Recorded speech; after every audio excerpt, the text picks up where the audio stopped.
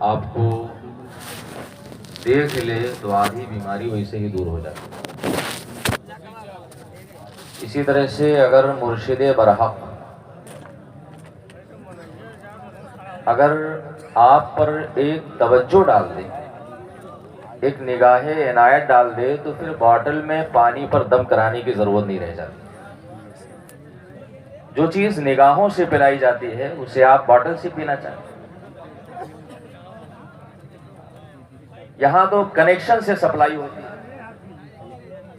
Connection مضبوط کریں، supply خود بخود ہونے لگے. تعلق مضبوط کر لیں، فیض خود بخود ملنے لگے گا. ضرورت اس بات کی ہے کہ ہم حضرت کے مشن میں بڑھ چڑھ کر کے حصہ لیں اور حضرت کے نقش قدم پہ چلیں. پھر ہمیں حضرت سے تعویذ بنوانے کی ضرورت نہیں پڑے گی. نماز اور روزے سے بھی بڑا کوئی تعویذ ہے؟ پیر و مرشد کی دعا سے بھی بڑھ کر کے کوئی تعویذ ہے، کوئی دعا ہے؟ سچی بات یہ ہے کہ جب آپ پیر و مرشد کے فیضان نظر سے مالا مال ہو جائیں گے تو آپ کا حال یہ ہوگا کہ دل کے آئینے میں ہے تصویر یار. دل کے آئینے میں ہے تصویر یار، جب ذرا گردن جھکائیے ہے نا. تو میں آپ سے گزارش کروں گا جب تک حضرت تشریف فرما ہے تب تک ادب کا ماحول بنائے رکھیں، اس لیے کہ ہمارے حضرت اس وقت فیضان حضور خطیب البراہین کا مرکز اور محور بن کے یہاں تشریف ہے نا. اگر حضور خطیب البراہین کا فیضان ملے گا تو بغیر حضرت کے پاس کیے ہوئے نہیں مل سکتے ہے نا. جیسے جب تک ٹرین اسٹیشن ماسٹر ٹرین نہیں پاس کرتا ٹرین آگے نہیں بڑھتی ہے، تو اسی طرح سے حضور خطیب البراہین اور ہمارے درمیان اگر کوئی روحانی کڑی ہے تو کوئی اور نہیں ہے بلکہ حضور حبیب العلماء کی ذات. اس کڑی کو مضبوطی سے پکڑے رہیں، ان کے نقش قدم پر چلیں اور ان کے مشن میں آپ بڑھ چڑھ کر کے تعاون کریں. سچی بات یہ ہے کہ یہ کسی تقریر کا موقع نہیں اور نہ ہی بہت لمبی چوڑی گفتگو کا موقع ہے. آج آپ کے جذبہ ایثار کو دیکھ کر کے میں نے دیکھا کس طرح سے ہمارے سید صاحب قبلہ کے حکم پر اور حضور حبیب العلماء کی دعوت پر آپ نے جس طرح سے ایثار کا مظاہرہ پیش فرمایا. سچی اور یقینی بات یہ ہے کہ اس طرح کا ایثار اور اس طرح کا جذبہ صادق اگر ہمیں کہیں دیکھنے کو ملتا ہے تو وہ صحابہ کرام کے اندر دیکھنے کو ملتا ہے نا. قرآن نے فرمایا تھا، یہی میری گفتگو کا موضوع بھی ہوگا. اللہ رب العزت کا ارشاد ہے، اعوذ باللہ من الشیطان الرجیم، بسم اللہ الرحمن الرحیم، لن تنالوا البر حتى تنفقوا مما تحبون ہے نا. آج جس مشن کو لے کر کے شہزادے حضور خطیب البراہین آگے بڑھے ہیں، اس آیت کو اگر آپ سمجھ لینا، اس مشن کو سمجھنے میں کچھ مشکل نہ ہوگا. اللہ ارشاد فرماتا ہے، ہم نے تم کو بہت ساری چیزوں سے نوازا، ہم نے تم کو اولاد دیا، ہم نے تم کو مال دیا، ہم کو تم نے بہت ساری نعمتوں سے نوازا. اگر اپنے وجودی پہ انسان غور کر لے تو اس کو اللہ نے اتنی نعمتوں سے سرفراز فرمایا ہے کہ انسان اس کا شمار نہیں کر سکتا ہے نا. اللہ خود فرماتا ہے کہ اگر اللہ کی نعمتوں کا شمار کرنا چاہو تو تم نہیں کر سکتے. اللہ نے بہت ساری نعمتیں ہمیں عطا فرمائی اور پھر ہم پر کرم فرماتے ہوئے ارشاد فرمایا کہ اگر تم اللہ کی رضا حاصل کرنا چاہتے ہو، اگر تم اللہ کی خوشنودی حاصل کرنا چاہتے ہو، اگر تم اللہ کی بارگاہ میں مقرب بننا چاہتے ہو، اگر تم اللہ رب العزت کے تجلیات اور اس کی الطاف خسروانہ کا مرکز بننا چاہتے ہو تو تمہیں صرف ایک کام کرنا پڑے گا، اور وہ کام یہ ہے کہ تمہیں اللہ کی دی ہوئی نعمتوں میں سے جو نعمت سب سے زیادہ پسند ہو اسے اللہ کی راہ میں خرچ کر دو. اللہ تم سے راضی ہو جائے گا اور اللہ تم سے خوش ہو جائے گا. یہ اللہ کے نیک بندو، آپ کو میں بتاؤں، ہمارے حضرت نے مسجد کے لیے آپ کو آواز دی. حدیث مصطفیٰ ہے کہ جو شخص مسجد اور خانے خدا کی تعمیر کرتا ہے اللہ تعالیٰ اس کے لیے اسی مسجد کی طرح جنت میں گھر تعمیر کیا کرتا ہے، محل تعمیر کیا کرتا ہے. حضرات میں آپ کو بتاؤں، میرے آقا مصطفیٰ جان رحمت اور اللہ رب العزت مسجد کی خدمت کرنے سے کتنا خوش ہوتے ہیں۔ ایک صحابی رسول حضرت تمیم داری رضی اللہ تعالیٰ عنہ، آپ مسجد نبوی میں حاضر ہوئے، آپ نے دیکھا کہ مسجد نبوی میں تاریکی ہے، سناٹا ہے، اندھیرا ہے۔ جب آپ نے مسجد نبوی کو تاریک دیکھا، آپ نے ایک کپڑا لیا، ایک ڈنڈے پر لپیٹا اور لپیٹ کر کے اس میں آگ لگائی اور اسے مسجد نبوی کے شہر میں نصب کر دیا۔ پوری مسجد نبوی بقعہ نور بن گئی۔ اللہ کے رسول دانائے غیوب حاضر ہوئے، جب یہ منظر دیکھا کہ مسجد نبوی نور سے نہا رہی ہے اور مسجد نبوی منور ہو چکی ہے، آقا کریم صلی اللہ علیہ وسلم خوش ہو جاتے ہیں، ارشاد فرماتے ہیں من نور بیت اللہ، اللہ کے گھر کو کس نے منور کیا ہے، اللہ کے گھر کو کس نے روشن کیا ہے؟ صحابہ عرض کرتے ہیں یا رسول اللہ، حضرت تمیم داری نے یہ کار خیر کیا ہے۔ آقا کریم ارشاد فرماتے ہیں بلاؤ تمیم داری کو میری بارگاہ میں۔ تمیم داری بارگاہ رسالت میں حاضر ہوتے ہیں، عرض کرتے یا رسول اللہ حاضر ہو۔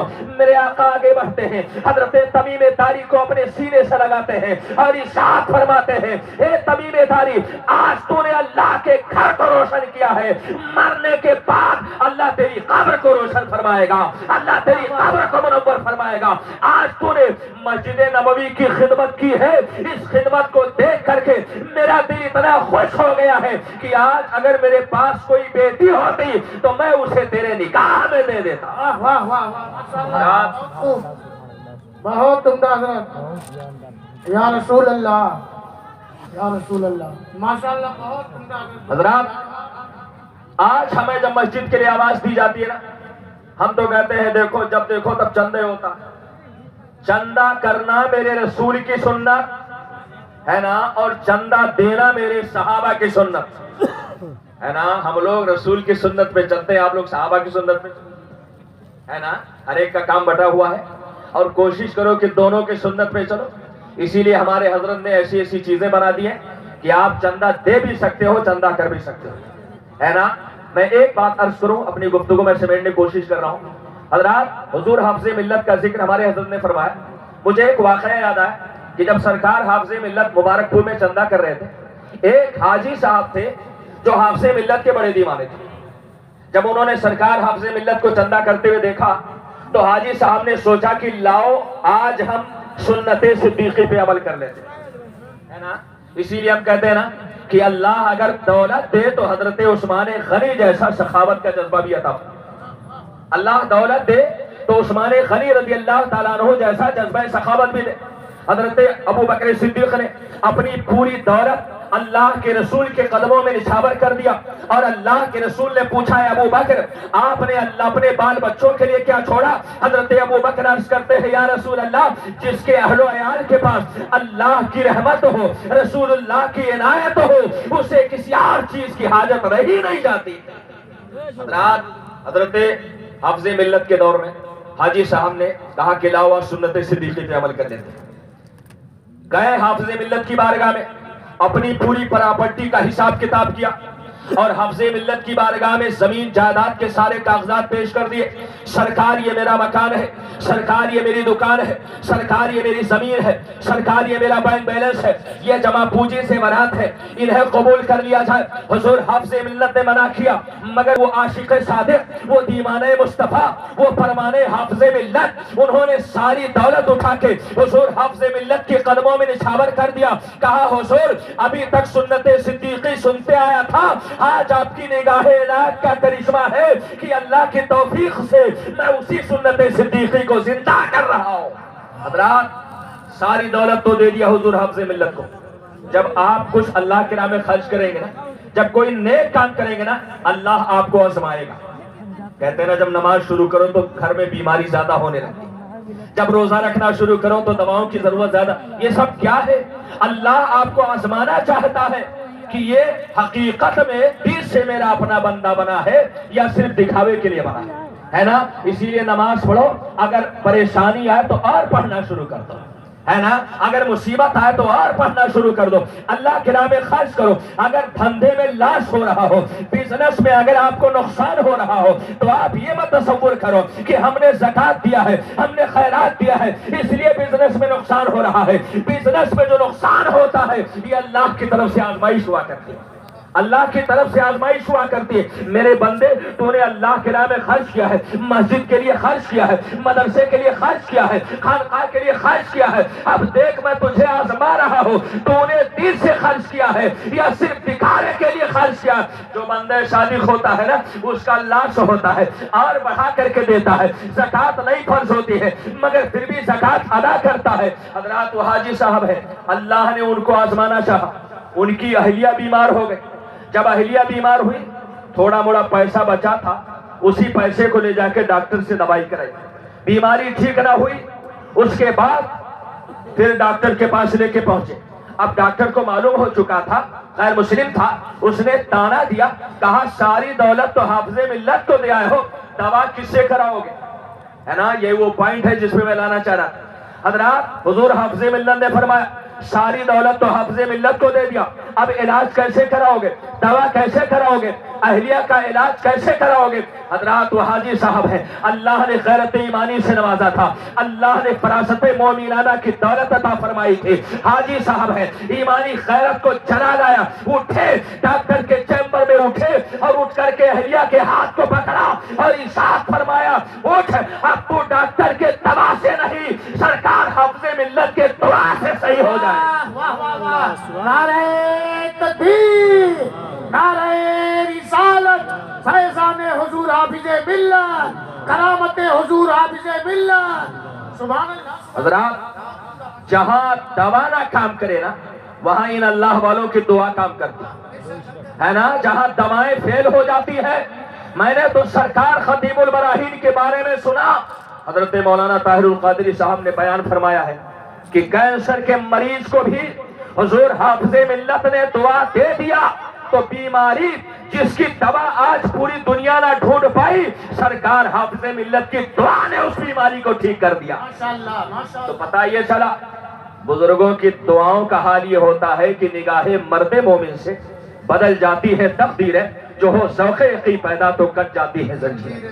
ہے نا حضرات, سرکار حافظ ملت کے اس عاشق صادق نے کہا اب تو دوا سے نہیں, سرکار حافظ ملت کی دعا سے ٹھیک ہوگی. اور پہنچا حضور حافظ ملت کی بارگاہ میں, عرض کیا سرکار ڈاکٹر نے یہ تانا دیا ہے. حافظ ملت فرماتے ہیں ذرا اپنی اہلیہ کے لیے ایک بوتل پانی لاؤ. پانی لے کر کے حاجی صاحب پہنچے, سرکار حافظ ملت نے دم کیا اور ارشاد فرمایا جتنی دوا خریدی ہے وہ دوا پھینک دے اور لے جاؤ, اس پانی کو پلاتے رہنا, اس کے بعد تجھے ڈاکٹر کے یہاں جانے کی ضرورت نہیں پڑے گی, اس کے بعد بیماریاں بھاگ جائیں گی. حاجی صاحب کا بیان ہے, میں نے سرکار حافظ ملت کے میں نے اس پانی کو پلایا تو پلانے کا اثر یہ ہوا کہ اس کے بعد میری اہلیہ کو کبھی دوا کھانے کی ضرورت ہی نہ پیش آئی. حضرات میں آپ سے عرض کرنا چاہتا ہوں, اللہ کی راہ میں خرچ کرنے سے انسان کے دولت میں برکت ہوتی ہے. اللہ کی راہ میں خرچ کرنے سے انسان کو اللہ کی رضا حاصل ہوتی ہے. اللہ کی راہ میں خرچ کرنے سے انسان کو رسول اللہ کی خوشنودی حاصل ہوتی ہے. یہ خانقاہ نظامیہ الحمدللہ چند برسوں کی خانقاہ ہے, یہ صدیوں کی خانقاہ نہیں ہے, مگر ہم نے محسوس کیا ہے کہ اس کا ہر آنے والا دن ایک نئی پلاننگ کو جامع تعبیر سے منور کرتا ہوا نظر آ رہا ہے. آنے والا دن ایک شان لے کر کے آ رہا ہے, ہر آنے والا دن ایک نئی عمارت کو کھڑی کرتے ہوئے نظر آ رہا ہے, ہر آنے والا دن ایک نئے پلان کو زمین پر اتارتا ہوا نظر آ رہا ہے. حضرات ضرورت اس بات کی ہے, قرآن فرماتا ہے تعاونوا علی البر والتقوی, تمہیں مدد کرنی ہے تو تم نیکی اور پرہیزگاری پہ مدد کرو. حضرات آپ نے سنا ہوگا اس خانقاہ کی جو پلاننگ ہے, اللہ اکبر, بڑے بڑے ادارے اور بڑی بڑی خانقاہیں ہیں, مگر جو حضور حبیب العلماء کی سوچ ہے اس سوچ کی آپ داد دیجئے.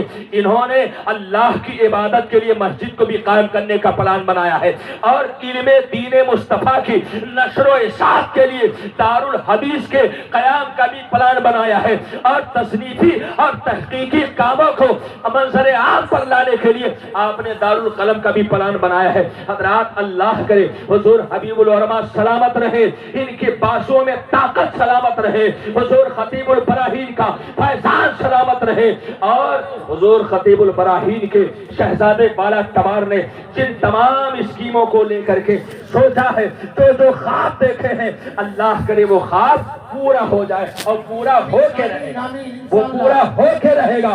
اس لیے کہ جب انسان عزم صادق کر لیتا ہے تو پھر منزلیں خود بڑھ کے اس کے قدموں کا بوسہ دیتی ہے۔ مجھے یقین ہے کہ ہر آنے والے سال میں آپ کچھ نہ کچھ ضرور دیکھ کر کے جائیں گے، اور آپ محسوس کر رہے ہیں مسلمانوں، آپ نے جو دیا ہے وہ ساری چیزیں آپ کے نگاہوں کے سامنے ہیں، ہے نا؟ آپ دیکھ لیں کتنے شاندار مزار کی تعمیر، زمین کی خریداری، مسجد کی تعمیر، یہ ساری چیزیں آپ کے نگاہوں کے سامنے ہیں، اور ساتھ ہی ساتھ تصنیفی کام بھی چل رہا ہے، تبلیغی کام بھی چل رہا ہے، تحقیقی کام بھی چل رہا ہے، تبلیغی کام بھی چل رہا ہے۔ اللہ کرے ہم ہر سال اسی طرح سے حضور خطیب البراہین کی بارگاہ میں حاضر ہوں اور حضور حبیب العلماء کے مشن کا حصہ بنتے رہیں، ہے نا؟